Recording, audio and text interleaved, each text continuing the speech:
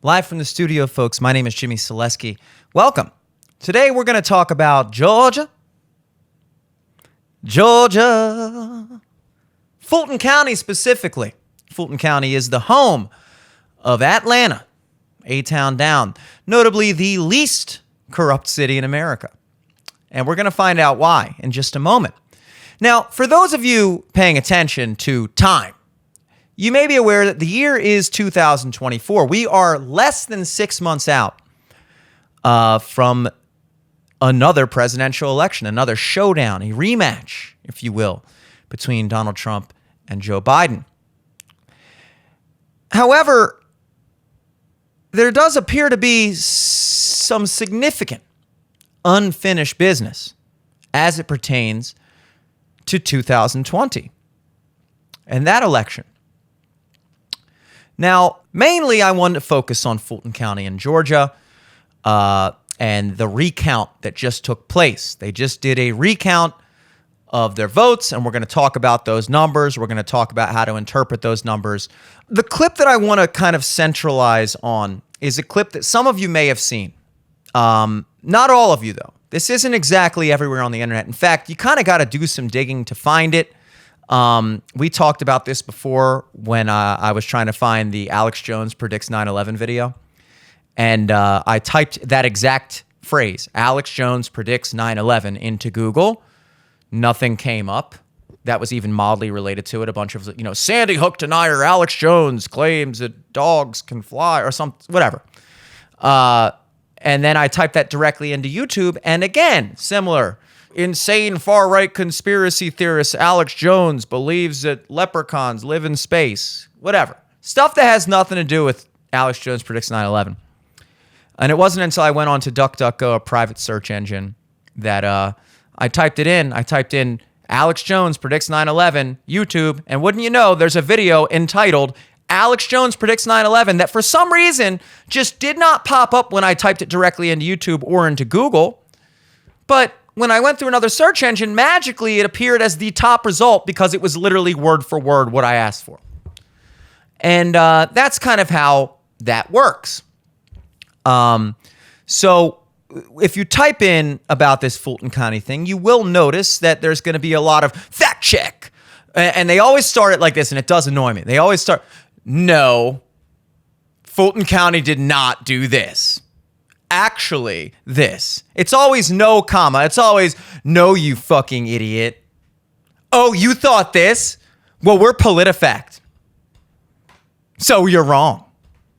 And that's how those all go. But if you do some digging, you will come across this clip. And this is a clip from the election board hearing, I guess. This is Janice Johnston questioning, I guess, the representatives of the recount and just asking some very pertinent things, in my opinion. So let's pop this on and take a look at what Janice Johnston over in Georgia has to say. Does the investigation confirm that there are missing ballot images?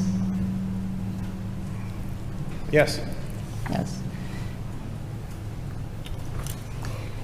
Do you know why 380,761 ballot images from Election Day machine count are not available? We subpoenaed Fulton County for all of their ballot images. We received approximately 518,000 ballot images. From Election Day? Those were for the recount.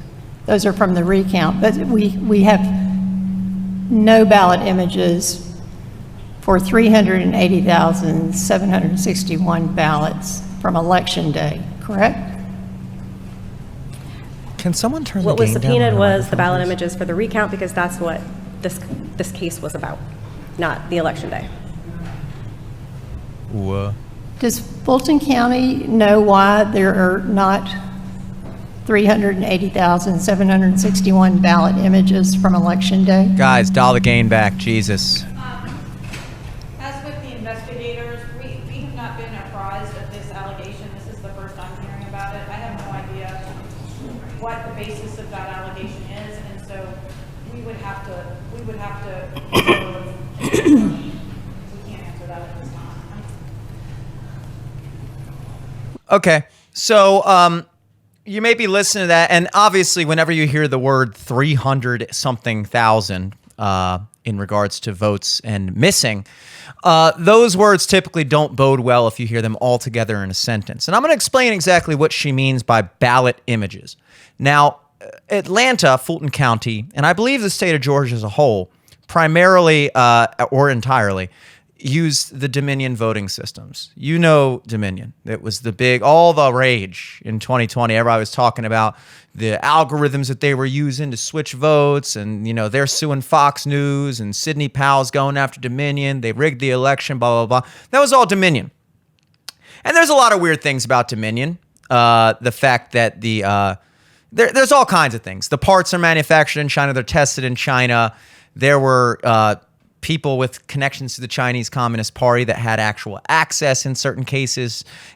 The thing is sketchy. I'm not going to get into the whole Dominion thing because honestly, I don't know what to tell you in regards to that whole theory, that whole rabbit hole that you can go down with the physical switching of votes and things like that. I don't know how that would work per se, but based off of what we're going to get into today, I want to talk about some things that just on the surface, you don't have to know anything about anything to know that this is messy.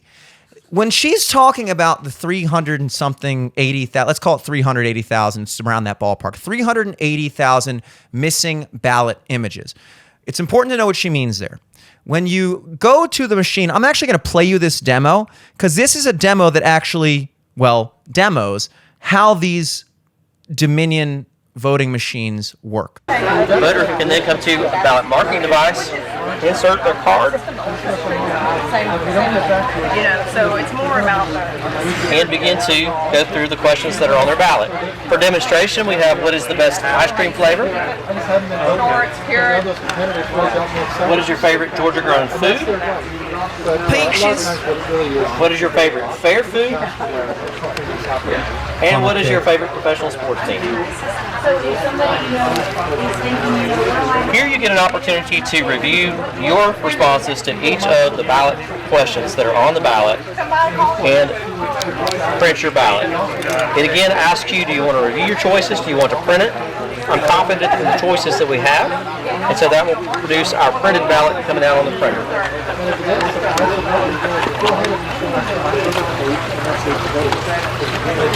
So my favorite component here with our paper ballot is you can actually see your responses to each question on the ballot printed directly beneath the question for each item on the ballot. And so on election day, it would have up to 3 columns of information with each of your answers here. This is your ballot. So in the new system, you have not voted until you place your ballot in the ballot box. And we're simply going to bring that over to our ballot box and scan that into the ballot box, and you can see the information here. It's going to tell you when your ballot has been cast. So when we see the ballot successfully cast, we know that that vote is going to be locked and secured in this box. If there's an audit or a question about it, you can go back and see the response for each voter right there on each ballot. So that's that. For those of you who don't speak Georgian, you get your voter card, you put it in the machine asks you questions, you press the buttons with your fingers, you submit it, it prints you out a ballot, you walk over to the thing, you scan your ballot into the ballot box. Now, if you're like me, you're probably wondering, what is the point of that? Why do we just add an extra step to voting?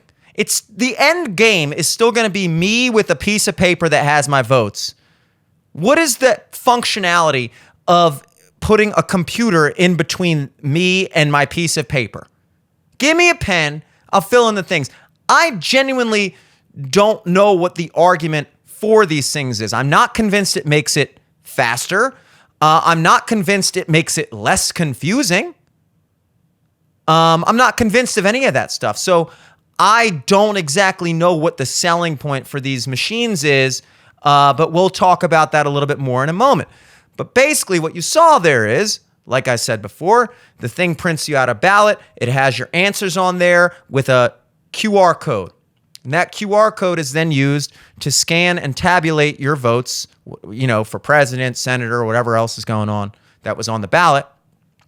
And your ballot gets stored in the ballot box, your votes get tabulated, and the machine generates a photo image of your ballot. That's what we're talking about here.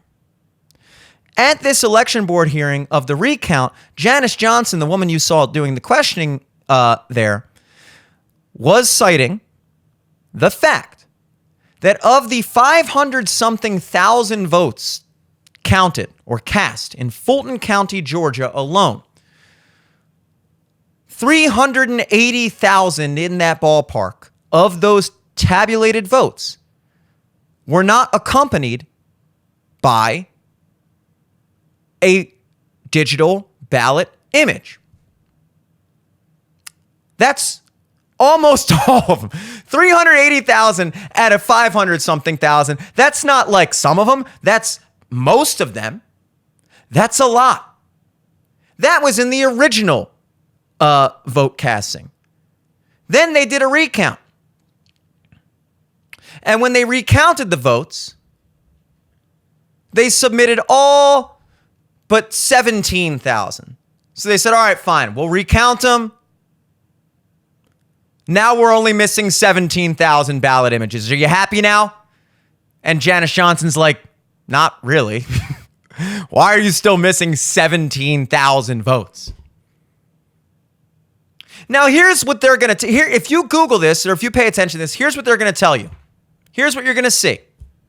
And it's true that the physical paper ballots are what are used to tabulate these results. So the digital images, the ballot images being missing are not necessarily evidence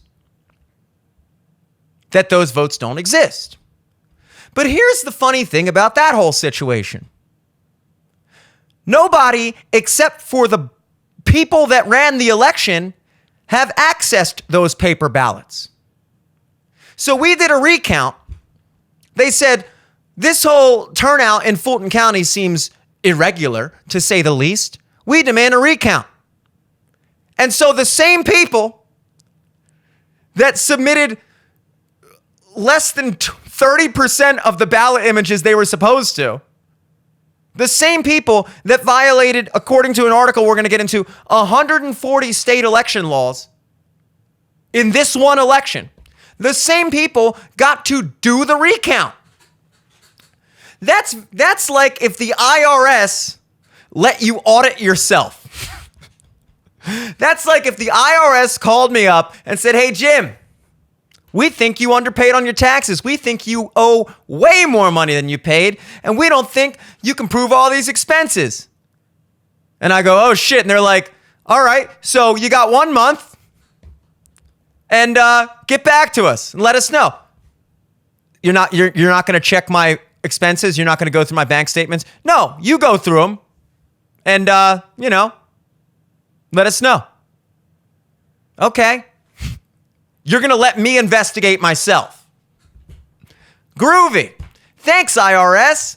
But that's pretty much what this is, because the people who did the original election count are the same people who did the recount. And they're also the same people that have accessed the paper ballots. So all that the people that are reviewing this recount, that they're analyzing the validity or the, legitimacy of this recount, they haven't seen the paper ballots. The digital images are the only thing that they would or could at this juncture have access to. And in the original election count, 380,000 of them are missing. And then even in the recount, when they could sit down for, I would imagine, a pretty significant amount of time to get a thorough recount, they could sit down, make sure they got everything right, and they still come up with 17,000 ballots that don't have a corresponding ballot image?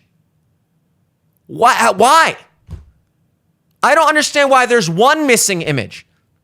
You sit down, you take all the votes, the paper ballots, you rescan them, the machine generates an image again, it does the same process all over again. Why do you still find a way to be missing almost 20,000 images especially when that's the only thing that the board has access to at this juncture. And the line of defense that's used is saying, well, you know, people are saying that because the ballot images don't exist, that's proof that the votes don't exist, but it's really the paper votes that matter. Okay, that's great. Show us the paper votes. But no, because in this hearing, it was a 2-to-1 vote, not Janice Johnson, the woman you see. She was the one vote that voted against this, but the committee voted to re-certify the Georgia state election based off of these results, which we're going to dig into deeper because it goes deeper than that. It does. And they voted to admonish Fulton County. That's right, folks. Shame on you. They got an official admonishment from the state of Georgia. How does that feel? Happy now, Fulton County? Aren't you embarrassed? We just admonished you. So I think that's a fair punishment for potentially falsifying, election results. You get admonished. And then they said, now you're going to have to, in the 2024 election, you're going to have to pick someone to independently monitor your election process. Okay. So then I think they get to agree with the state secretary board on who's going to do it. So it doesn't matter. So let's dig into these actual numbers. This is from ballotassure.com. This is actually really like pivotal information, very in detail. I guess this company, I don't know what these guys are, a company, independent, analysts or whatever, went through the Fulton County election results with all the information they had access to, because again, they don't have access to the paper either. So all they have access to is the records. That would be the ballot images or lack thereof in both the original count and the recount. And, just the voting results. Also bear in mind that, as you may already know and probably do, these voting records are anonymous. You can't, that's like part of the whole thing. You're not technically supposed to be able to trace a person's ballot back to them. Now, some people disagree with that. Some people don't. You can make arguments for both. That's certainly not an argument for, let's say, voter ID to get a ballot in the first place, or, anything like that. But as far as the physical ballot being traced back to a specific person, that is like a constitutionally protected thing. So that I understand. So when you're going through these voting records, you're really just looking at a timestamp of when that ballot was cast or counted by the machine. You see what precinct it is, and you see what options were selected. And if there is a ballot image that is also generated for that particular tabulation, then you will also have access to the physical or digital image of that ballot with the QR code, presumably, and everything else that would be on it, the text that lays out the selections as well. If there is no ballot image corresponding to that, then all you have is a timestamp of when it was counted, the precinct at which it was counted, and what the voters selected. That's it. That's all you would be able to know based off of these. And the other thing to acknowledge here when you're dealing with these machines versus paper ballots that you write on yourself is if you have a duplicate ballot that somebody writes on with their hand, you can at least tell by the way they marked their things, the handwriting, whatever it may be. There's ways to verify, like, oh, this mark on the president vote on this one is the exact same way he marked it on this one. So this, I think this, and it's the same for every other one down here. So this is like a copy of the ballot. This is a double count. With the machine votes where it just prints out a generic computer font with the selections and a QR code, that's something important to know. That's the level of anonymity and kind of just confusion we're dealing with that is magnified significantly now that we've removed any human element from this. But let's look at these numbers. Okay, so over here you see election day official results were 526,676 votes cast in Fulton County. The official cast vote record, like the number generated by the machine, which was 528,776. And of those, 152,209 had images corresponding to them. Mind you, they're all supposed to have images. There should be the same number, but there's not. So there you see that 380,000 whatever discrepancy between the amount of votes cast and the amount of images we have of those votes digitally on file. Over here in the recount section, you see that the official results were similar, 526,236, so about 400 something less than the official results on election day. The cast votes were again a little bit higher than the official results. That's 527,926. And of those, 510,202 had ballot images generated for them. So there you see that 17,000 missing from ballot images for the recount. So that's the numbers we're referring to. So those numbers are real. This article came out on April 21st, 2024. So this is actually fairly recent that this whole study was done. A couple things to note.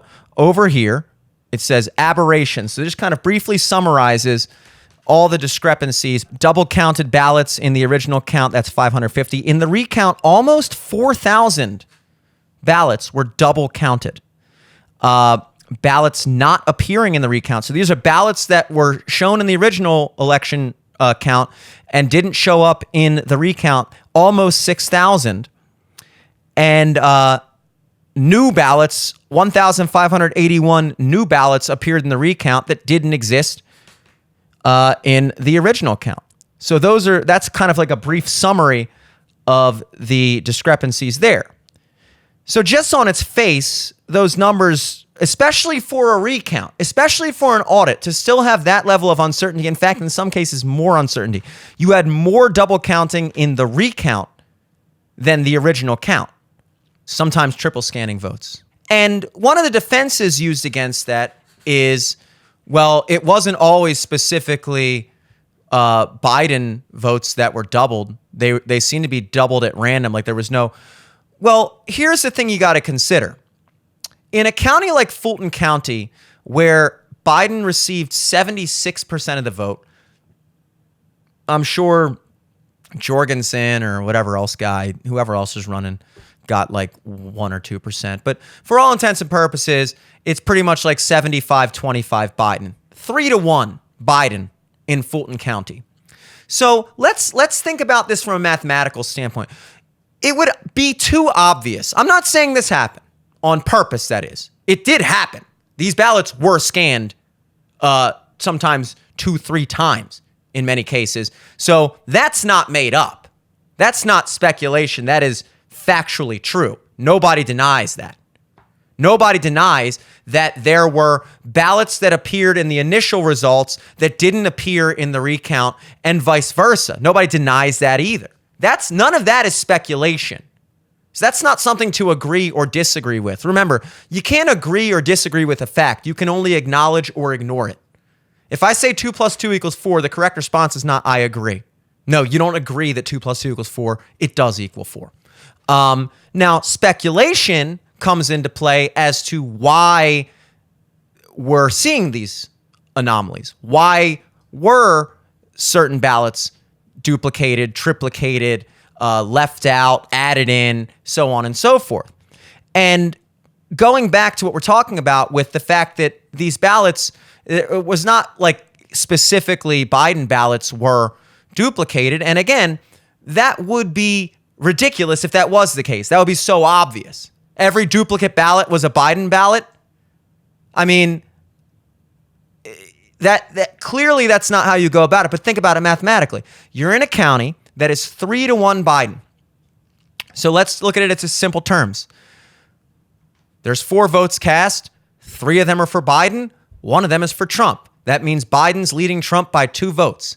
Now let's say you just doubled, not just Biden's votes, but you doubled Trump's votes too. Just doubled the whole thing. So you doubled both of their votes. So now Biden has 6 votes and Trump has 2. Now Biden's leading by 4. So even by doubling both of their votes, you're still magnifying the difference. So you don't have to specifically double one person's votes in order to increase the deficit. All you have to do is magnify the outcome. In theory, if this was to be done, you could take a county like Fulton County that is overwhelmingly favoring Biden. You could double votes at random and still be magnifying Biden's lead significantly. That's just math. So the fact that it wasn't always specifically Biden votes that were duplicated means nothing, really. It means nothing. It means that they weren't that stupid. It means that they weren't that stupid. That's all that proves. As we delve deeper into the recount data from Fulton County, a striking pattern emerges, one that resonates with trends observed in other counties. There is a notable similarity in the number of stray and double-counted ballots between the original count and the recount. In the original count, there were 6,362 ballots that are not in the recount, while the recount showed 5,511 new ballots that are not in the original count. This similarity aligns with a recurring theme seen across various counties where new ballots were either introduced into the recount or an unusually convenient number of ballots were double counted. The end result of these actions invariably aligns the recount numbers with the original accounts, raising questions about their intentionality. This pattern begs the question: were the double-counted ballots in Fulton County intentionally created to align the recount with the original count? Given that Fulton County had conducted a hand count prior, it is plausible that there was an awareness of the mismatch between the two counts.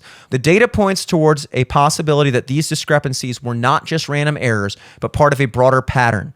This speculation is not without merit, considering the similar patterns observed in other counties. The repeated occurrence of these anomalies in both the count and recount processes in Fulton and indeed in other counties signals a need for more in-depth investigation to fully understand the motives and methods behind these discrepancies. So what we're talking about there is, just as a brief summary, 6,000 something ballots are left out from the original, and 5,500 something ballots are introduced to the recount that were not in the original.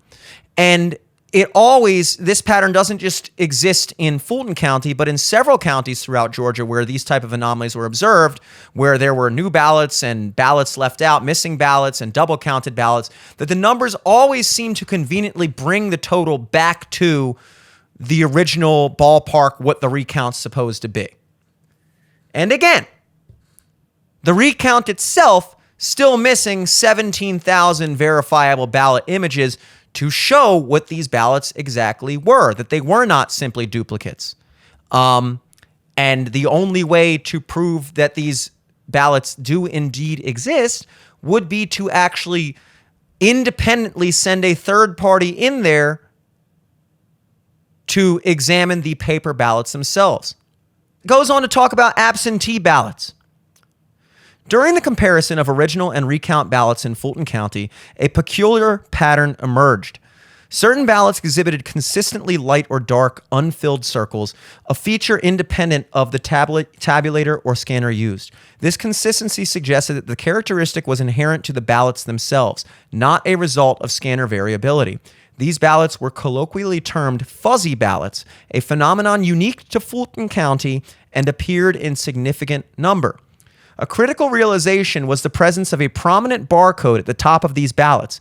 This barcode was indicative of an on-demand ballot, a contingency method used when a county faces a shortage of standard ballots for advanced voting. So let's take a look at what those look like. That's what those look like.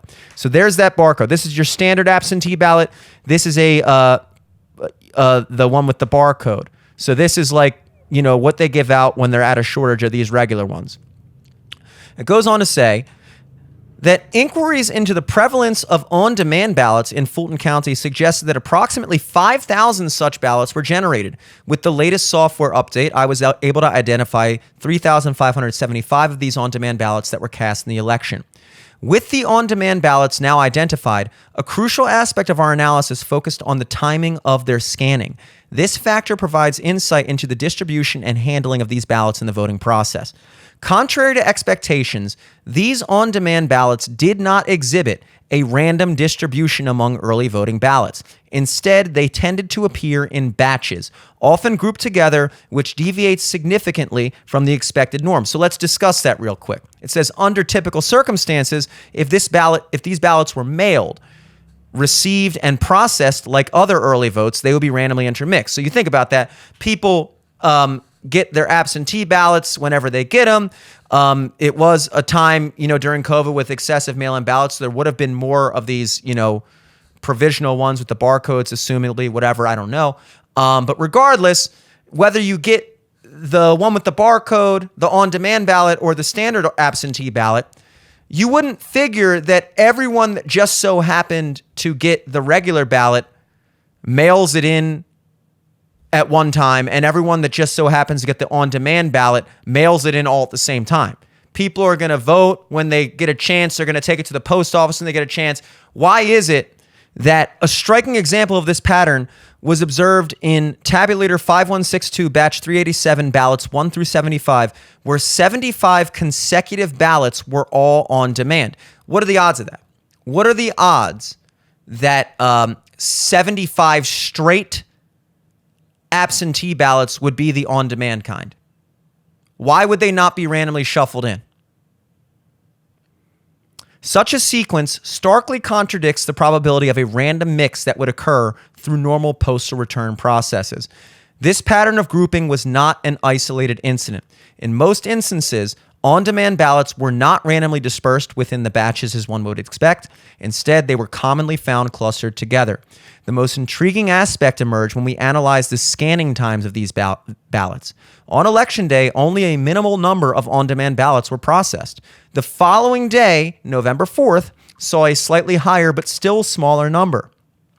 However, at 10 a.m. on November 5th, 2 days post-election, a surge occurred with over 1,800 of these ballots being scanned, an anomaly in the context of time analysis. So here you see the chart that discusses that. This is the timeline. This is how many there are. And then all of a sudden, boom, all of a sudden, all these on-demand ballots are scanned all at once, almost a day and a half after the election. They also mention test ballots, being found, a significant number of test ballots being found. Basically, guys, the point is, I'm not an expert on how these processes work. I don't know if you can tell that or not. If you can't tell that, work on that, because I'm clearly not an expert. But one doesn't have to be an expert to know the basic concept of, A, you can't have the people that are being investigated be their own investigators. You don't let a murder suspect conduct the murder investigation. You don't let the guy who's on the hook for, not paying his taxes audit himself. And you certainly don't let the people who are responsible for all these irregularities and violations of election law in their own state constitution, you certainly don't let them be the ones to run the recount. It doesn't make sense. And when it comes back that even after the recount, there is still an inexplicable amount of anomalies in terms of, double scanning, triple scanning, new ballots, missing ballots, test ballots.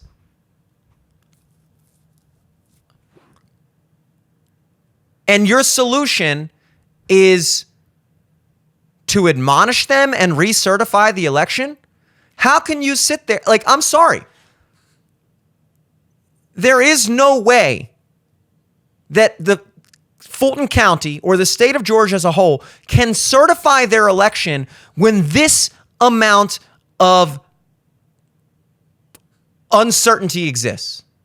You simply cannot certify something with this amount of uncertainty. And I don't know how you could justify that otherwise. I don't know how you could justify allowing the investigatees to be the investigators of themselves.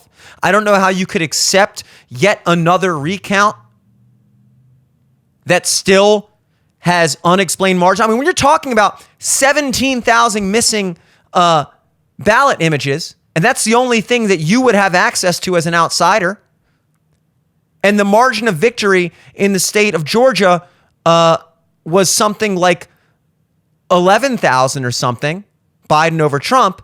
Well, now even in the recount,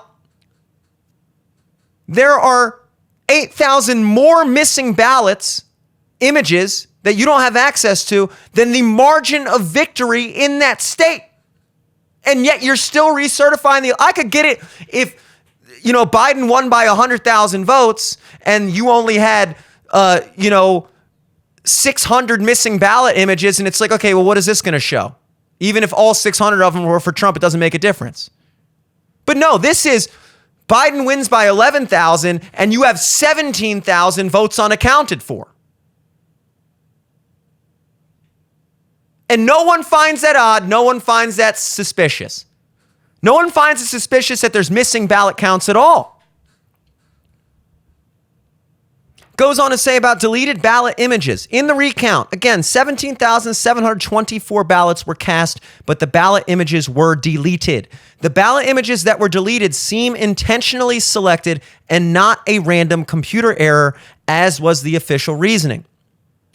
It shows here the specific tabulators and the batches that had been deleted. And you can see it's not just like, you could see it's like, consecutive batches, batches 113 through 119, 53 through 97. It says a large number of the double scan ballots originate from tabulator 816, accounting for 2,038 of the double scan ballots. So 2,038 of the duplicates came from one tabulator 816. Notably in tabulator 816, batches 53 through 58, where a total of 854 ballots were duplicated, happened to align with the start of the deleted ballot images in batches 53 through 97.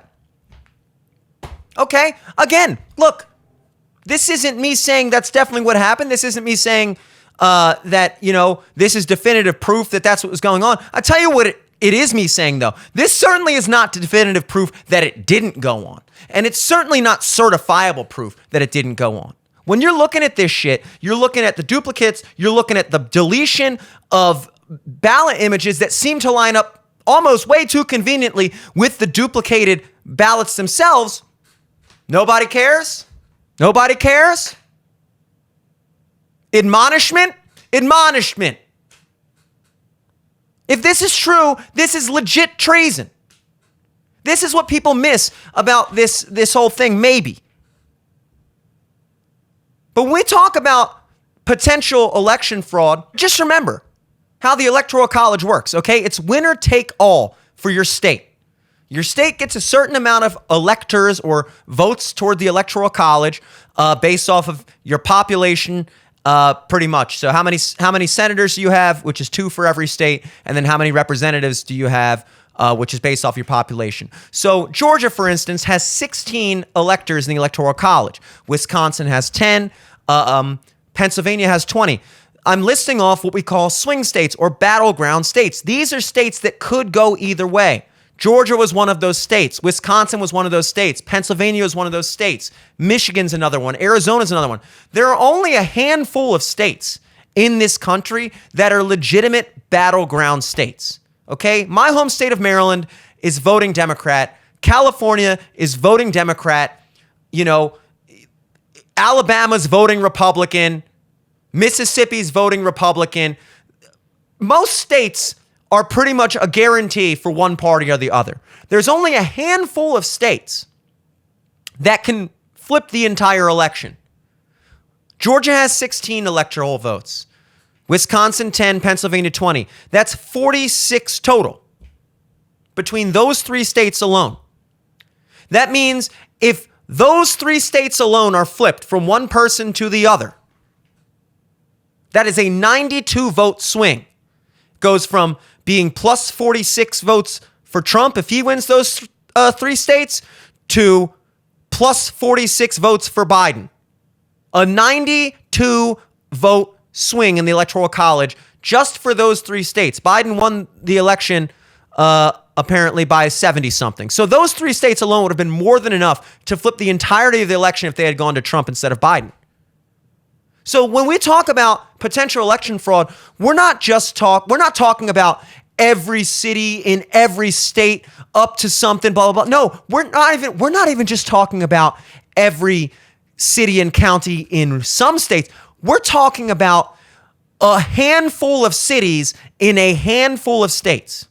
One county, such as Fulton County, and Fulton County was not the only county that was due up to this, according to these numbers. That wasn't the only place in even just Georgia alone that there were irregularities like this.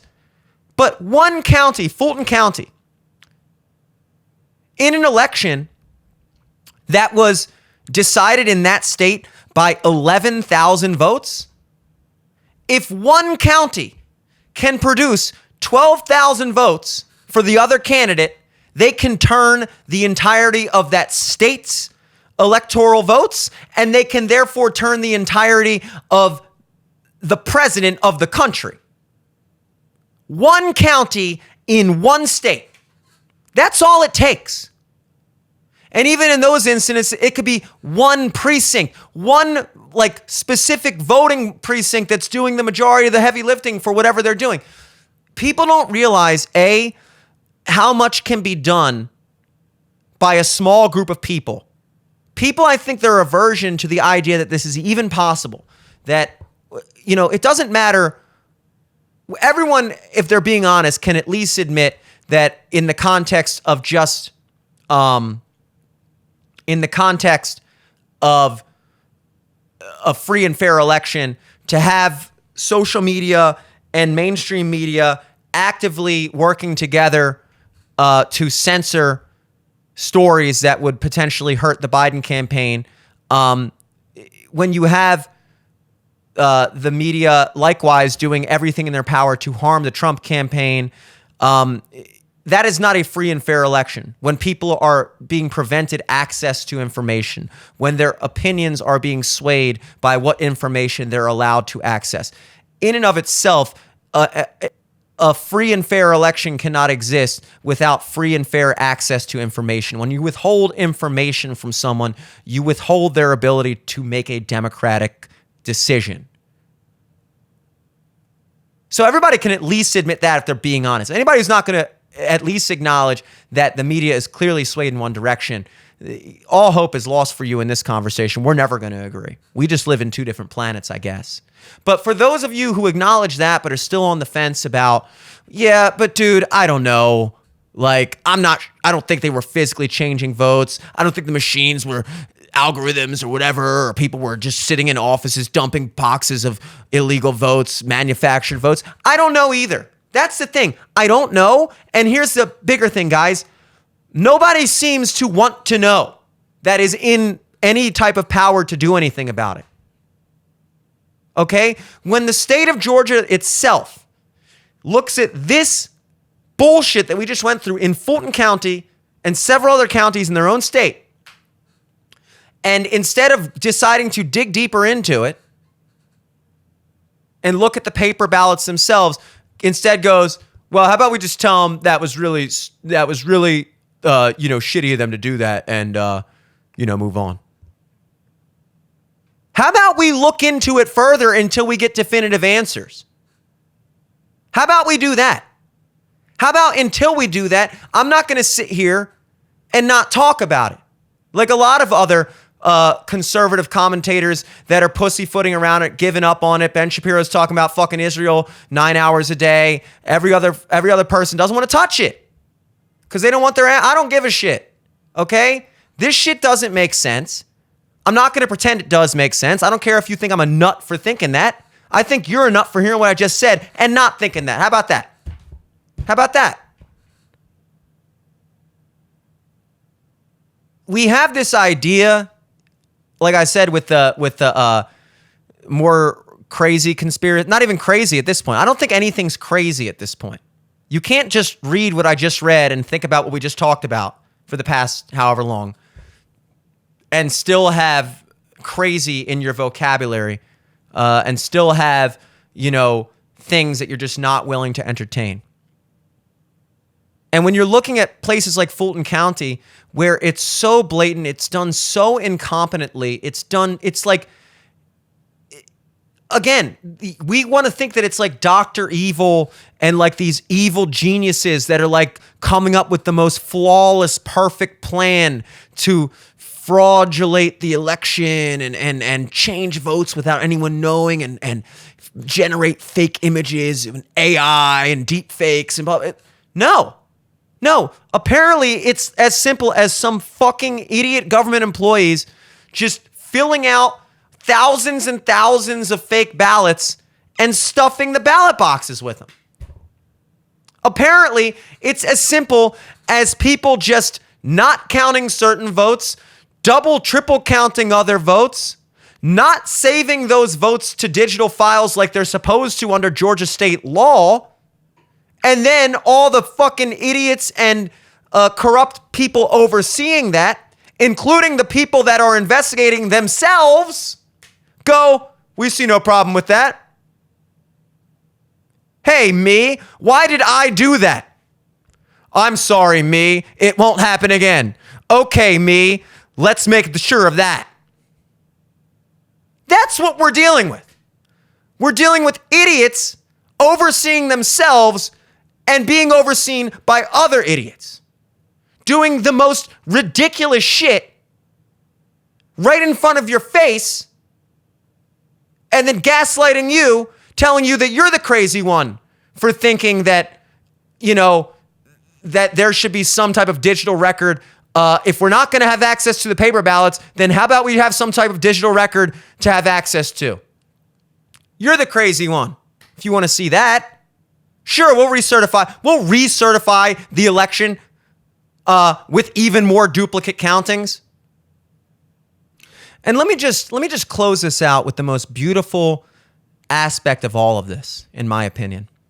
Because we've been talking about Fulton County for the majority of this. And mind you, Donald Trump is currently facing RICO criminal racketeering allegations in Fulton County for challenging and trying to overturn the election. That's the one with Fawny Willis, who's, got cash in her mattress or whatever and is fucking her assistant and goes on cruises with taxpayer money or whatever the allegations are. That chick, she's the head, state's attorney overseeing that case for Fulton County, charging Donald Trump criminally for challenging the results of the Fulton County election that we just looked at after one original count and a recount, neither one of which are reliable or make sense in any way or can be trusted in any way. And that's the place that they're trying to put him in jail for questioning it. When they talk about projection, that they always accuse you of what they're doing, I have to think about that more. I have to think about the logic behind that. I have found that to be true sometimes. Maybe if I thought about it more, I would find that to be the truth all the time, or at least most of the time. But for the time being, if this is not an example, a perfect example of that they always accuse you of doing what they're doing. That's their defense mechanism. A good offense is the best defense. They are running the most corrupt election in all of America that we know about so far. The most corrupt recount process in all of America, where they audited themselves and came up with even less reliable data somehow. And they, ironically enough, happen to be the district, the county, the jurisdiction that is trying to put Trump in jail for challenging their results. If that isn't the most perfect example of accusing you of doing what I'm doing, I don't know what is. It's poetic, really. I tell you what, I don't know what conclusions you drew from this video, but at the very least, you now know those facts. Because once again, folks, I don't just sit here all day, every day, making up shit, making up numbers. You have access to the same numbers I do. You have access to the same information I do. If you come to a different conclusion, that's fine. But I personally don't see any way to defend the idea that we should be treating this past election as this unquestionably, undebatedly fair, perfectly run and accounted for election. That is insanity. It is insanity based off of what we know at this point. And in my opinion, it's only going to get worse. And all I can do is hope that something gets changed before November 2024. But it's not looking great at the moment. A lot of admonishing, not a lot of improving. Folks, thanks for tuning in to Live from the Studio. My name is Jimmy Selesky. Subscribe to the channel so you can see when we put out new content every Monday through Friday. And of course, toss us a like, leave us a comment. Tell me what you think about this. I know this is a hot topic. This is, one of those topics. I want to hear what you have to say, So don't be afraid to jump in the comments, baby. Till next time, folks. Till tomorrow. Peace.